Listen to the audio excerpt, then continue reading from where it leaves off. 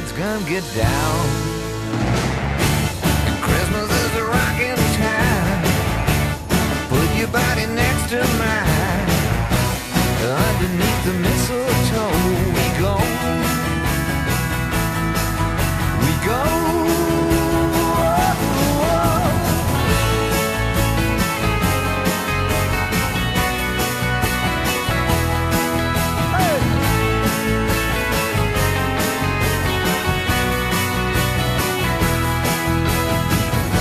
Everybody's singing, all the bells are ringing out, and it's Christmas all over again.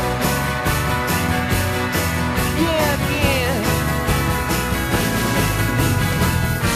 And right down our block, little kids start to rock. Christmas is a rocking time. Put your body next to mine. Underneath the mistletoe we go. We go. Merry Christmas time. Come and find you happy and there by your fire. I hope you have a good one. I hope Mama gets the shopping done, and it's a Christmas all over again. Oh, baby, it's Christmas all over again. Oh, yeah.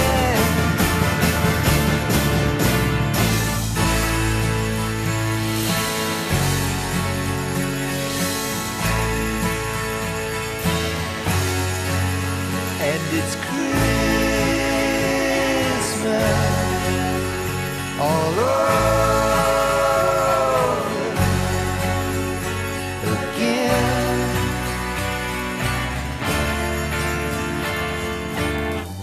Now let's see. I want a new Rickenbacker guitar, 2 Fender Bassmans,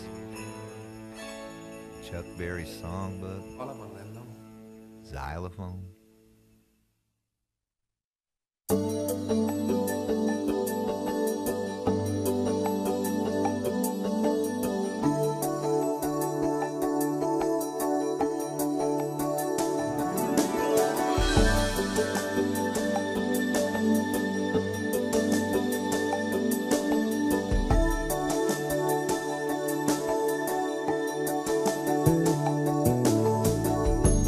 Till I had you, I didn't know that I was missing out.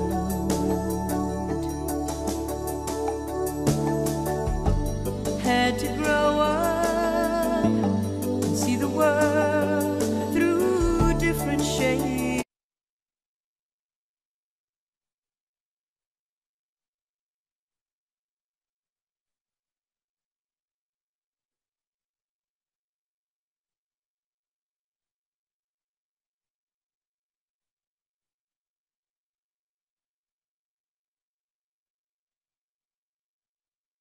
Okay. Is this a tournament I'm going to be fined for this? Okay. This tournament's all right to be American? Okay. We're excited to still be playing. There's no question about that. It was a nice effort for us offensively, particularly in the second half, to shoot 61%. The problem is we let them shoot 54% too. We put them on the free throw line way too many times with little ticky-tack fouls as they were laying it up. But to get through with James Michael only playing 14 minutes because he was in constant foul trouble, one of those fouls I really want to look at because it was a weird-looking play kind of thing. But anyway, you got to play without fouling. We work all the time to not foul. But have James Michael only play 14 minutes was big for us. Reggie was big in the second half. He only had 2 field goals at half, and then needless to say, PJ was big early because he was all of our offense. We're extremely concerned right now. His hand is torn up. They're stitching it up in the training room right now. We have no idea. I have no idea. Won't have any idea. And so I told you everything I know. It doesn't look good, and they're stitching it up, and I wouldn't watch it. I saw where it was split. It was in the webbing between his fingers. But he and I agreed that we weren't going to watch while they stitched it up. But Reggie, Marcus, Dexter, I think Marcus and Dexter, their assist-to-error ratio was great. And again, Reggie's baskets for us in the second half were big. Questions, raise your hand. Let us know who you are, who you're with. Please, let's address the questions to Reggie and Marcus first, given the hour. Who is the first question? Front row. We would have made 100% of our free throws if Marcus hadn't missed one. Did either of the players see what happened to PJ and how the injury occurred? Reggie? He was the only one down on the court, going to the other end of the floor, so none of us seen it. It was the guy was trying to steal the ball, according to PJ right now, and when that kind of thing happens and you see all the blood, you're a little delirious. He's delirious a lot anyway, but he had the ball and said the guy slammed into the ball, and he felt like that the ball jammed between his fingers right there, and that's what he said.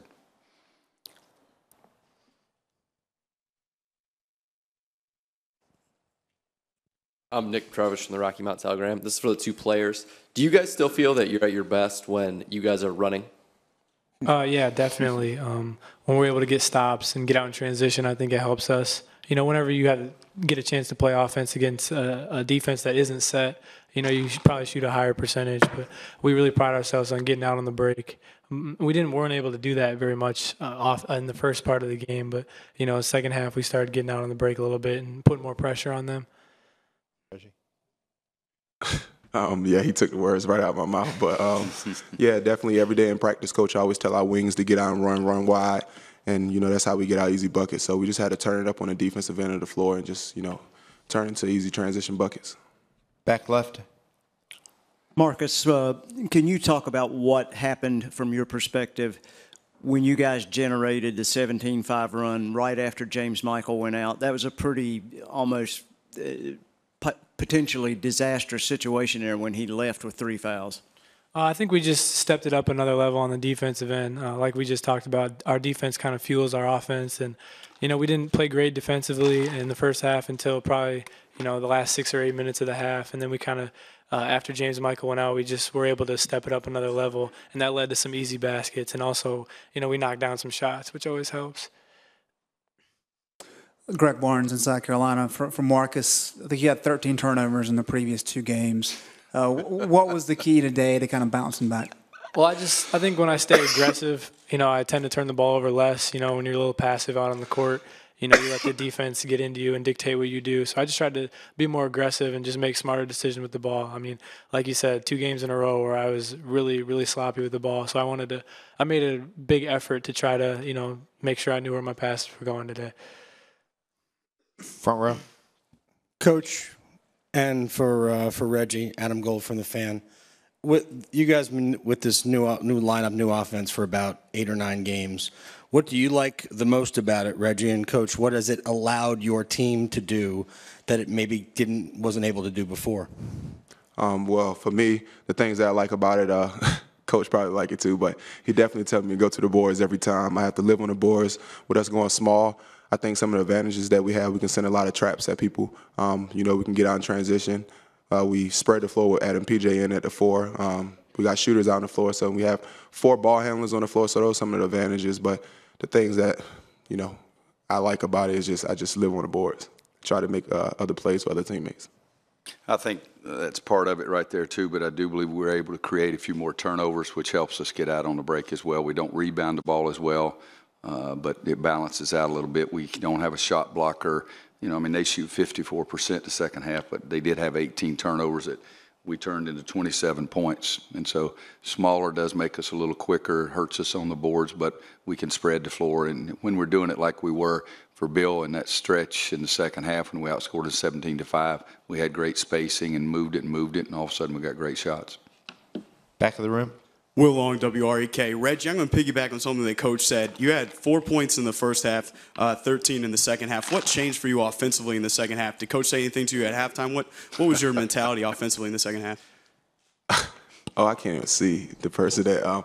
But, you know, I just try to be more aggressive. on the offensive end, I was getting shots that, I was wide open and I just wasn't connecting with them. So I just try to stay with my shot. My teammates was finding me. They tell me to continue to shoot the ball. I'm a shooter, so that's what they expect for me to do. And I just try to, get my feet set and, just go up with a shot and just try to become more aggressive, get to the boards, and make plays for other teammates. I did some great coaching at halftime. I told him to make a shot. Right, over here. I realize you haven't had a lot of time to think about this yet, but if PJ can't go tomorrow, have you thought about, he's been such a big part of this new lineup. Have you thought about how you might start addressing that? Really haven't. We could play Marcus at power forward possibly, but the conventional wisdom would say you have to go back big because you can't teach, like Reggie, the out-of-bounds plays from the 4 spot between now and tomorrow at 3 o'clock. It's already so ridiculous that we're at midnight and we got to be back here and play a game at 3. The 9 o'clock game started at 9:40 again. Any other questions for Marcus or Reggie? Okay, thanks, guys. Questions for Coach? Brennan Burrs, Orlando Sentinel. Coach, you said something to Michael Snare as you guys were going through the line. What did you say about him, and what else can you say about him as a player? I told him he was a heck of a player. I really enjoyed watching him play. I told him that doesn't make him feel any good right now at all, and I understood that, but hopefully he would appreciate it later on because I'm a huge fan of his. They won 8 games this year by 4 points or less. They were 8-0 on games decided by 4 points or less. And he was directly responsible for winning 4 of those, and he's a security blanket on those other ones. But I just think he's a heck of a player. Coach Harold Gutman with the Durham Herald-Sun. James Michael McAdoo was obviously plagued by foul trouble the whole game. I think he had a season low in minutes. What were you able to do to compensate for that? During that time period, he was out. Jackson, Desmond, Bryce, those guys had to fill in for him. But the biggest thing we did is we had great movement and got some easy shots. And the problem was on the defensive end, we kept giving them easy shots as well. But I think during that time period, we had some great shots. In front of us. Coach David Glenn from ACCSports.com and the David Glenn Show. Give us a sense of how tricky it is. You come out of halftime, whatever you talked about, you blink your eye. McAdoo gets his 3rd, Snare hits a 3. That is a pretty dramatic shift very, very quickly. I was mad because we didn't close out on Snare very well. And a few minutes later, we didn't close out him on the right wing. And he made 2 threes, I think, in their first 4 or 5 possessions of the second half. And neither one did we challenge him. And so during that timeout, I thought we said we were going to guard people. And but I liked our composure at that point because we just kept playing. PJ makes a 3 right after that timeout. I think it was his only 3 of the second half. Reggie made a tough 3 from the far corner. So we just kept playing. But no, it wasn't very comforting feeling, to say the least. To our left. Hey, Roy, Dane Huffman, WNCN in Raleigh. 6 days ago, you're playing Duke, and obviously for Carolina, for you guys, that was a disappointing outcome. Was there anything in particular you worked on after that or focused on this week that sort of led to what we saw today? This was a 20-point win against a really strong Florida State team. What was the difference? Well, we worked on everything. But, the biggest problem was in the Duke game is Duke was great. All the Carolina fans think it's just about us. Seth Curry made a 3 with Reggie all over him. It was almost like his hands were spaced apart just wide enough for the ball to go through. And he shot it and made it. Seth made one as he's falling down on his rear end. So you have to give Duke credit. Now, we panicked a little bit and lost our poise and took some tougher shots, some quicker shots. So we talked about that. But basically, we tried to work on everything. The week of practice, tried to work on have better spacing on offense, better poise, but doing a better job on the defensive end of the floor, too. So it really was everything. And I told them I want us to learn from that game. I want us to hurt from that game. I want us to never forget how bad it was. But we've got to move on. It's the next play, next game. Take one more question. Okay. Got one more, Coach. Okay. I don't have to look at you. I can listen, Dave. Maryland has all of this size that theoretically could challenge your small lineup, and yet they used 4 guards to beat Duke today at times. Does that make it even more complicated for a quick turnaround? Well, it does. And the most complicated thing we have right now is what's going to happen to PJ. And I have no earthly idea. But other than that, still North Carolina's going to play Maryland, and we've got to figure out a way to try to play. You know, last year we got John Henson hurt in the very first game of the tournament, and Kendall getting hurt later in the NCAA tournament got all the attention, but we were really harmed by John Henson getting hurt in the ACC tournament because he was never even close to 100% when he did come back. And you try to make some moves in that, but you have some days in between the ACC tournament and the NCAA. And then last year, James Michael stepped up for John and played great in the ACC tournament. So if we can't have PJ, somebody's got to step up and play great. Okay, thank you. Thanks, guys. See you tomorrow, Coach.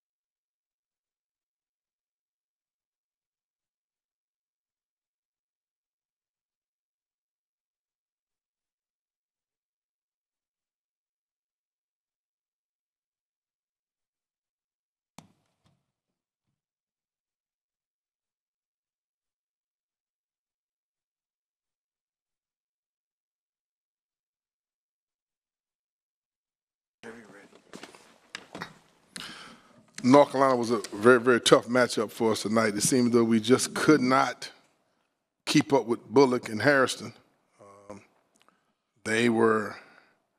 Our game plan was to try to, I thought defensively, to be there and not allow them to get out in transition and get those open looks. They got such great range and they get it off so quick that if you're not there on the catch and contest them is hard. And obviously I think we had 9 turnovers the first half, gave them 14 points.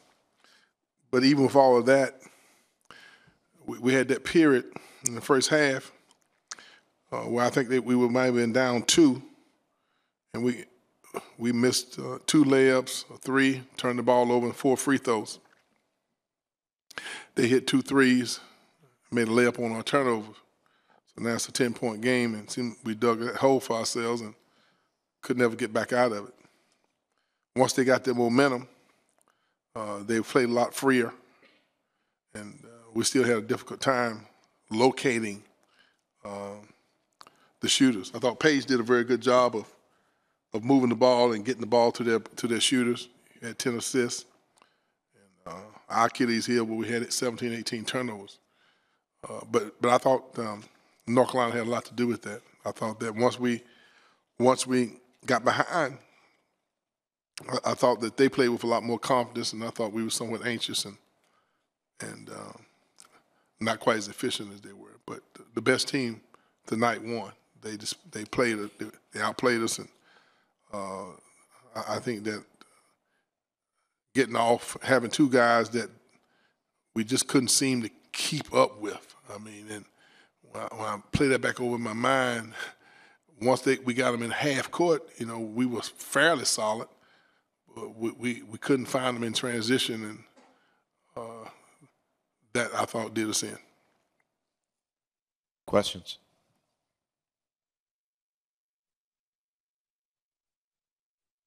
Michael, I don't know if you noticed, but when you fouled out, a lot of the people stood up and applauded, not just Florida State fans, but just basketball fans in general. Did you notice that, number one? And can you kind of sum up, you know, that was your last ACC game, sum up your ACC career? Yeah, I kind of noticed it a little bit, but at the time, you know, I was, of course, frustrated about the game and the loss and just the way the game went in general. But, I mean, just to sum up my career in the ACC, it's been a long one, fun one. At times, you know, we had ups and we had downs, but you know, just being a part of the Seminoles, it I mean, it's that level of pride that comes with it, that level of toughness, and I think the young guys we have on our team, they're getting a taste of what that feels like now, and just getting a taste of what it means to be a part of the Florida State basketball program.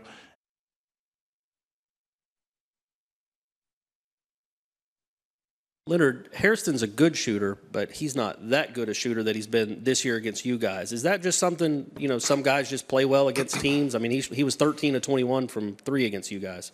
You know, sometimes that's the way it goes. You know, sometimes, and we've been known to be a pretty good defensive team. You know, it's not like we have been poor defensively over the years. I just think that he's a good shooter. Harrison might be a little bit more of a rhythm shooter, but when you look at his statistics, I mean, look at his percentages, they are pretty good. And he's capable of doing what he did tonight. Against Duke, their jump shots didn't fall. They had the same looks, and the night that they did. But that's the way it is just about on every team you play in the ACC. They're going to have a guy that might be a little streaky, but that's because they're developing and they're growing and they're maturing.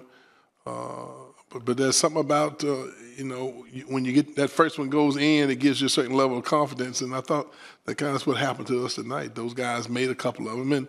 And we had a couple of turnovers that gave them run-outs in transition without us having to set defense. And they made a couple, you get your confidence, you get going, and that's what shooters would do.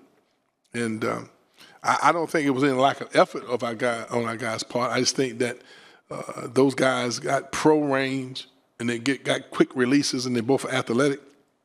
And they have a guy like Page who's looking for them and moving the ball. Their system works for the type of team that they're putting on the floor now. And if they shoot that way, if they shoot as well against most people as they shot against us tonight, they're going to be a hard out for a lot of people.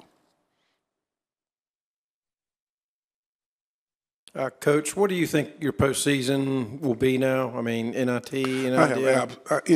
I have no idea. You know, I don't get caught up in the though that's become a sport within itself, trying to figure out who's on the bubble, who's not on the bubble, who's going to the NCAA, who's going to the NIT, who's going to the CB, whatever. You know, we are. As I approached this year's team, I knew we would be very young. We would be somewhat inexperienced, and we'd have to learn and grow up kind of by fire. We didn't expect to be void of two of our leaders like Ian and Terrence.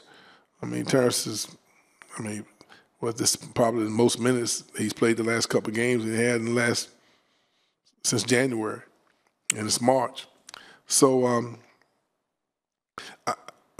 we've had to play. Our freshmen have gotten some very valuable experience, and I think it's going to pay dividends for us as we move forward. So I've been more focused on just trying to develop, like Michael said, the mentality that it takes to compete at this level with these guys. I think we're talented enough. I think our two big guys didn't play tonight, but I think before they leave, they're going to be two of the best big guys in the league. The matchups tonight, this didn't give us that opportunity to play them because McAdoo is such a mobile big guy that he's a power forward with small forward skills. And so we just didn't feel that it was to our advantage to play with our centers tonight. So we went with our forwards trying to match up with them. So our focus has been more on just developing this team, trying to play as well as we possibly can, trying to teach and develop, knowing that the future is bright, but we want to try to play in any opportunity that we have to play after that we've invited to. I'm sure it will be a tremendous opportunity for our guys to continue to play more games and get better. We're going on a European tour this year, and so we'll have those 10 days of practice, and we'll play against some people, and which will give us some opportunity to get better as we approach the next year's season. Coach, could you talk a little bit about what Mike's meant to the program over the last 4 years and sort of his impact going forward? Well, Mike brought a work ethic and a mental tough spirit that I think has really been helpful on our team. Fortunately for him, in his first 3 years, he always had some matured guys around him, you know, that kind of fit his focus and mentality. This year is probably, I think, has been his best year, even though maybe we have not had as good a team and we have not accomplished as much as we had in the past. But I thought his role changing from being a guy that was a finisher, kind of a defender, a stopper, a guy who made big shots for us, to now have to accept the role of being a leader, a mentor, a guy who is trying to not only finish, make plays, but now you're a leader and you're a facilitator, trying to create for others when up until this point he's had guys creating for him. So that role changed. And so I think he's accepted that, and he's done a fine job communicating with youngsters. Sometimes it's hard to lead when the guys who's supposed to be following don't know exactly what they're supposed to be doing. And so it's somewhat of a challenge. So sometimes you lose patience, and sometimes you have to challenge them. And I think all those things that he's gone through this year, and I think that with that he still has maintained his effort, his attitude. He's done a great job being representing the university and his family and our basketball team. So he's going to be missed because he's gone. When he came, it was a little different in the fact that he decided that if I'm going to get into the lineup, I'm going to play, I need to learn how to guard somebody. So he didn't start the first few games as a freshman, but his defense was so good that we had to put him on the floor, and not very many high school All-Americans would do that. They come in wanting to shoot their way on the floor from an offensive standpoint, and he just turned it around and said, I know I can score. Let me get in here and make my mark and give the team what they need. We need a defensive stopper. And I think that's going to be something that he's going to carry with him into the future. And he'll always be representative of that the mentality that he brought to our program. And he's leaving with a lot of accomplishments. You know, when we recruited him, we were very honest with him, told him he could go to a well-established program if he could go somewhere where he could be a part of making a difference. And we needed somebody that had the mentality that I don't want to be like everybody else. I want to go and do something different and make a contribution. So that type of individual is rare. You know, a lot of guys want to go where it's easy. He went where he had the opportunity to contribute. And I think he'll be better as a result of it. And I know we've been better as a result of his participation in our program. Anyone else? Okay, thank you. Good job, Michael. Goodness.